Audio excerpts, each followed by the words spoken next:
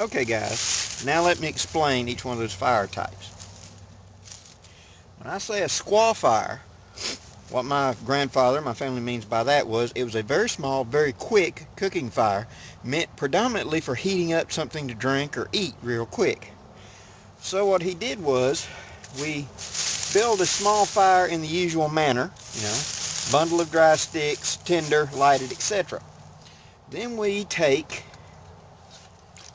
our cup, let me dig my cup out, and that's poor planning on Blackie's part. He should have already had that cup out, but we do the best we can.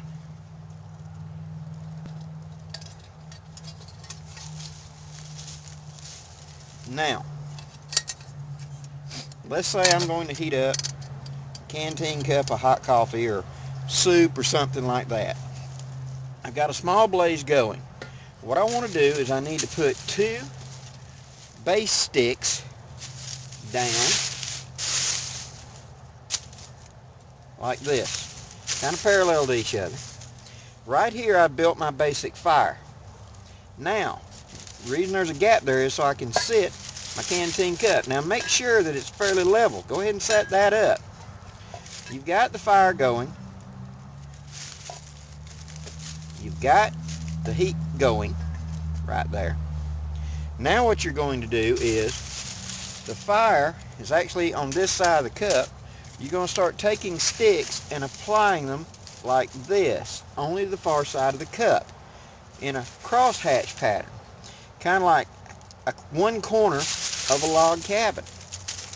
Now what happens is each time you do that, the flames will heat the one above it, and the fire builds up fairly quickly only on the far side of the cup. Now, heating liquid or something, this is not a problem because of the convection. It also means that your handle stays relatively cool. Flames coming up that side, it heats the far side. If you need to stir, whatever you can, but usually it will get a rolling boil going all by itself. This fire will burn just a matter of a couple of minutes, but usually will generate enough heat to bring a cup to boil.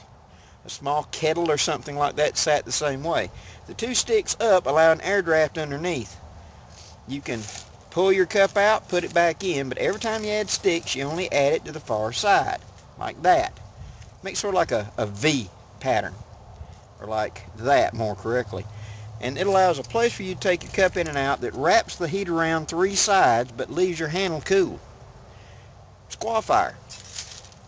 Now, for light, we're going to start by taking a stick, sticking it very securely into the ground at an angle like that, and then we're going to start locking other sticks around it like so, standing them up until we get a teepee.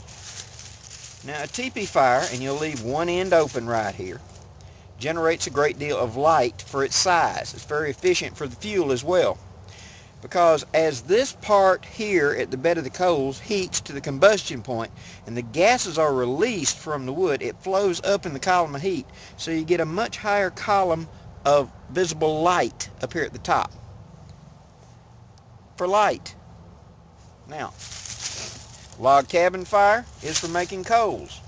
You're going to sit the sticks down, and just like when you were a little kid, this also works on wet ground as well.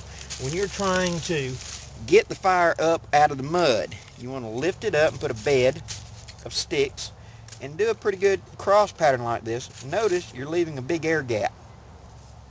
That's to guarantee there's plenty of air draft between it. Keep layering sticks up. Your fire ignites underneath. Now if you need to, put a good base layer, put a handful of dry tinder on top of that base layer, and then layer up a little more, add another layer of tinder, etc., until you get ready to ignite it. Ignite it from the bottom and the heat will flow upward, drying and igniting as it goes. Now as this fire cooks, it will collapse in on itself, forming a bed of coals. This fire is extremely useful when your wood's a little bit wet, or you got to split it down fairly small or thin to get it to burn. Alright, next fire, a keyhole fire, or a range as my grandfather preferred to call it. A range is made by taking 2 very large, pretty good sized logs, and you want to flat spot them on the top, the inside, and the bottom. And they're not going to be sitting parallel. They're actually going to be sitting at sort of like a shallow V shape, like this. The reason being is the widest part this is going to be is however your widest pot is to sit up there, like that. Now, up here in the open area in front of it is where you're going to build your regular campfire, log cabin fire, whatever, and that's for generating coals. As the fire burns down the coals, you take a stick and you rake the coals down here into the range area. That way you can put a coffee pot on, a pot for, deep frying fish, whatever, can sit there. And the heat will be coals. You're generating your coals up here at the top, and you can also keep a fire going on a cold day or something like that, where at any time you want to, you can rake coals down and have a place to cook without having to let your fire, burn down. You can have a nice hot fire up here.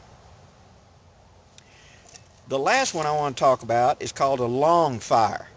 And that's what you're going to use in a cold winter camp when you're trying to generate maximum heat for a sleeping area.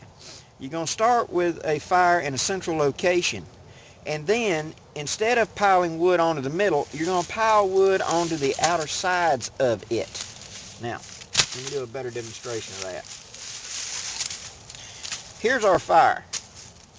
Instead of just willy-nilly aiming sticks on top of it, what we're going to do is we're going to apply a stick, 1/3 in the fire, 2/3 sticking out of the fire. Apply another stick, 1/3 in, 2/3 out. As that gets going, we're going to add more out this way. 1/3 on, 2/3 out.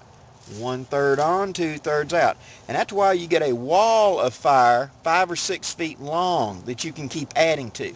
Now you have a wide area because you're going to be sleeping on one side, your partner on the other, or something like that.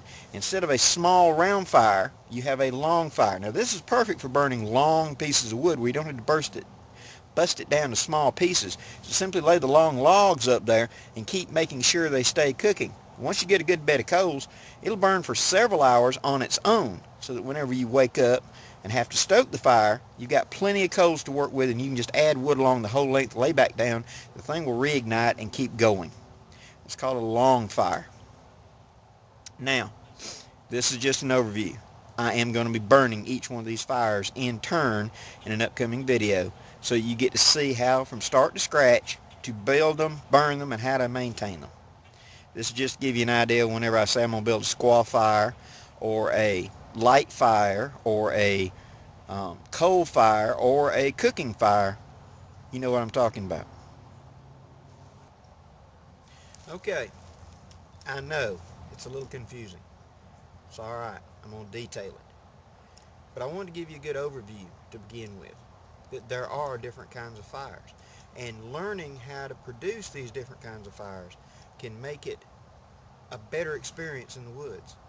Knowing that minimum time and effort to produce this fire will give me what I need. Cooking coals, light, heat. A quick fire just to heat up a meal. A signal fire, teepee fire.